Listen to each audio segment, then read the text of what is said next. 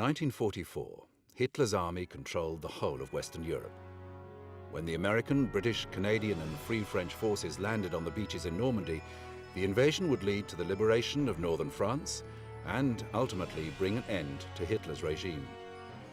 The date that the invasion was launched, June the 6th, would become the celebrated and legendary D-Day and be remembered as the main event of 1944. D-Day, the day on which the invasion of Normandy was to begin, was originally set for June the 5th, 1944. However, in early June, bad weather set in, and Allied Commander Dwight D. Eisenhower was faced with postponing the invasion for a full month, when both the moon and tides would once again be suitable for aircraft navigation and beach landings. At a vital meeting on June the 5th, Eisenhower's chief meteorologist forecast a brief improvement in the weather the next day. Eisenhower ordered the invasion to proceed.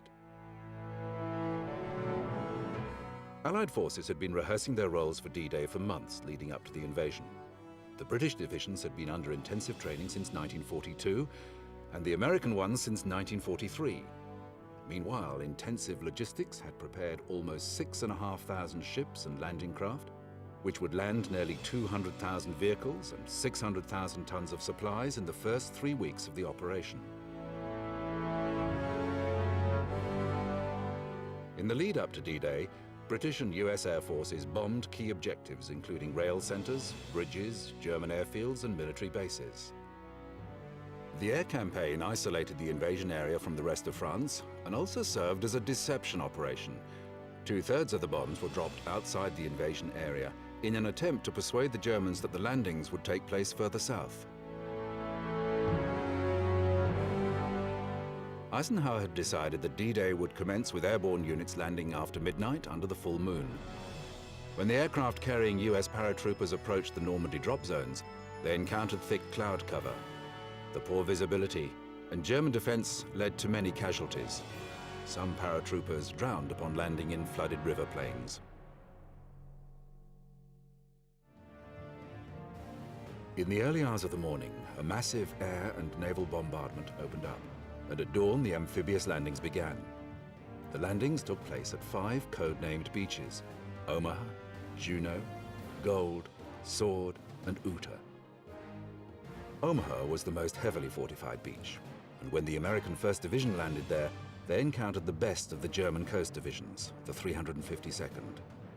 3,000 of 34,000 American troops were killed or injured as they waded ashore, most in the first few hours. At the water's edge of Juno Beach, the Canadian forces also faced strong resistance. 50% of the first wave of troops became casualties. Landings at Gold and Sword beaches encountered slightly less opposition, while an error in the landing position at Uta Beach worked in the Allies' favor as the troops came ashore on the lightly defended Victor sector further southeast than planned. The British infantry who came ashore at Sword Beach were charged with taking the city of Caen, but failed to reach this ambitious objective before the end of D-Day. The city would remain in German hands until the Battle for Caen 1 month later. The 50th Infantry Division that came ashore at Gold Beach had advanced almost to the outskirts of Bayeux by the end of the day, while the Canadians that landed at Juno Beach penetrated over 15 kilometers inland. By the end of D-Day, 150,000 Allied soldiers had landed in Normandy, making it the biggest single-day invasion of all time. Hitler's hold on Western Europe had been breached. By the end of August, northern France would be liberated, and the invading forces reorganized to drive into Germany and bring an end to the Nazi regime. D-Day was a triumph of intelligence, coordination, and planning, and it would be remembered as the main event of 1944.